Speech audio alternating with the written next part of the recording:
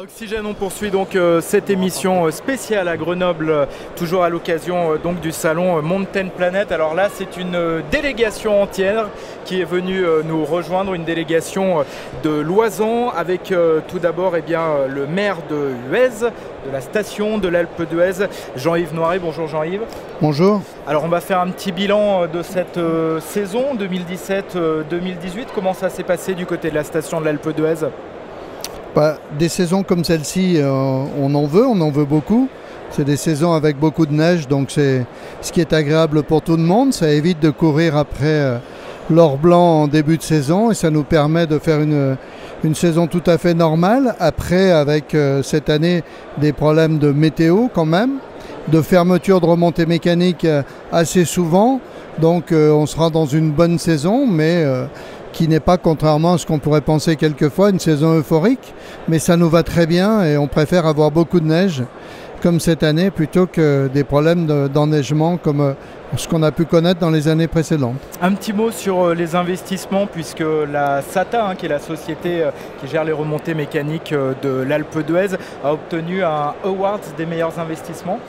Oui, on a fait beaucoup d'investissements. C'est une partie du programme de la délégation de services publics qui nous lie. On est parti sur un programme de 100 millions d'euros sur les 15 prochaines années.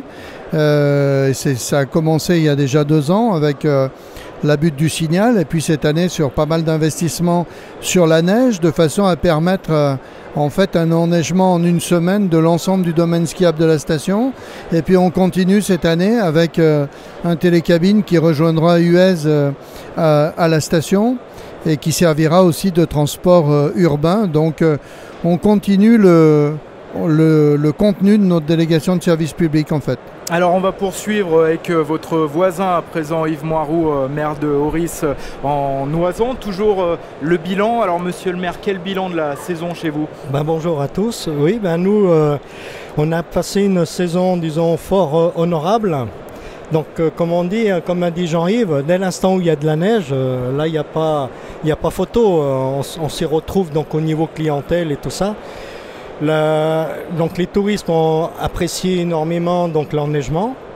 Malgré les conditions, c'est dommage parce que les conditions climatiques étaient quand même un peu laissées,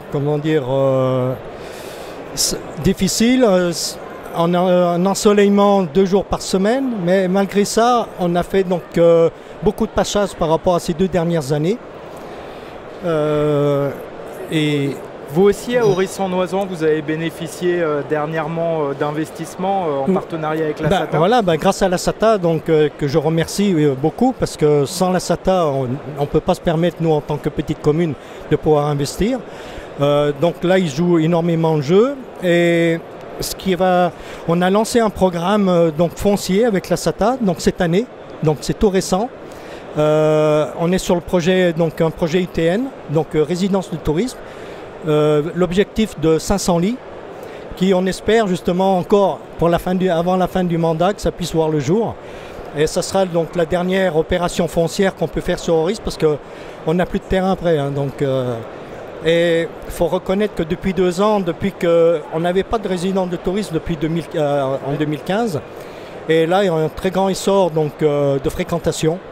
Et c'est important de développer encore cette zone touristique. Alors là, on évoquait donc Alpe d'Huez, Grand Domaine Ski. On va filer du côté des 2 Alpes avec nos 2 maires, Stéphane Sauvebois et Pierre Balme. Bonjour à tous les 2. Bonjour.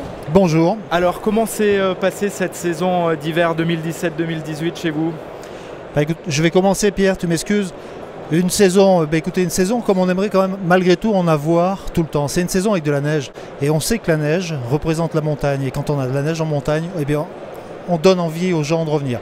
Alors certes, une saison un peu difficile parce que il y a eu pas mal de neige, beaucoup de neige, mais un gros déficit de soleil aussi et des conditions d'enneigement un petit peu tous les jours, ce qui fait que c'est vrai que c'était assez compliqué. On l'a bien vu sur le déneigement des voiries et ainsi de suite. Voilà. Pierre Balme, un petit mot également sur le bilan de cette saison 2017-2018. Une très bonne saison pour les socioprofessionnels. tous confondus, des moniteurs de ski à l'hébergeur, aux magasins de sport, aux restaurateurs, etc. Une seule petite exception, les remontées mécaniques, une légère baisse. Bon, c'est vrai, les Deux Alpes, c'est une station refuge. Oui. C'est une station refuge, on a l'immense chance d'avoir un glacier et on a une solution refuge. Cela dit, on se réjouit avec tout le monde d'avoir eu un vrai hiver et que partout il y a eu de la neige.